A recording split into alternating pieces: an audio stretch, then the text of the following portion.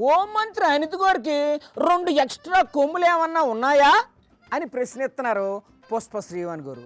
మీరు నోరు అదుపులో పెట్టుకోకపోతే మేము కూడా నోరు తెరవాల్సి ఉంటుందని గట్టిగా వార్నింగ్ ఇచ్చారు. నమస్తే మేడం.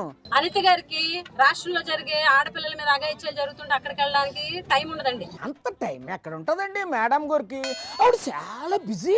మ్యూజికల్ నైట్స్ కి వాటికి వెళ్ళి అటెండ్ అవడం, అక్కడ పాటలు పాడడం, కబడ్డీలు ఆడటం, కోడి పందాల్లో పాల్గొనడం, వీటన్నిటికీ హోంమంత్రి గారికి టైం ఉంది. అది వేరు ఇది వేరు, దానికి దీనికి ముడిపెట్టేస్తే ఎలాగ మీరు? ఒక మాజీ మంత్రి గారిని ఉద్దేశించి ఆ జిల్లాలో రెప్యుటెడ్ ఫ్యామిలీ, వాళ్ళ ఫాదర్ కూడా మంత్రిగా పనిచేసిన అటువంటి వ్యక్తిని పట్టుకుని వాడేవాడు. మంత్రి కదా అలాగే మాట్లాడతారు ఆవిడ. హోంమంత్రి పదవి వస్తే 2 కొమ్ములే ఎక్స్ట్రా రావు. పదవిలో ఉంటే కొమ్ములు కూరలు ఆటోమేటిక్ గా వచ్చేస్తాయండి. రేపొద్దున మీ మంత్రి పదవి అయిపోయిన తర్వాత ఎవరో ఒకళ్ళు అది అవుతుంది అని అన్నారనుకోండి, బాగోదు కదా. అబ్బే అస్సలు బాగోదు. అదిగో అక్కడ వరది కళ్యాణ్ గారు కూడా ఉన్నారు, ఆవిడేటి మాట్లాడతారో ఇందాం.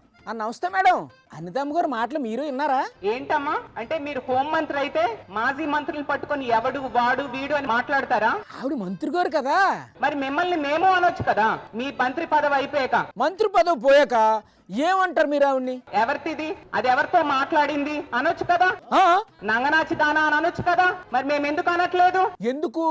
మాకు సభ్యత సంస్కారం అడ్డొస్తున్నాయి అనిత గారు. ఆవిడ గోరికి సభ్యత సంస్కారం ఏమీ లేవు అని మీ ఉద్దేశమా?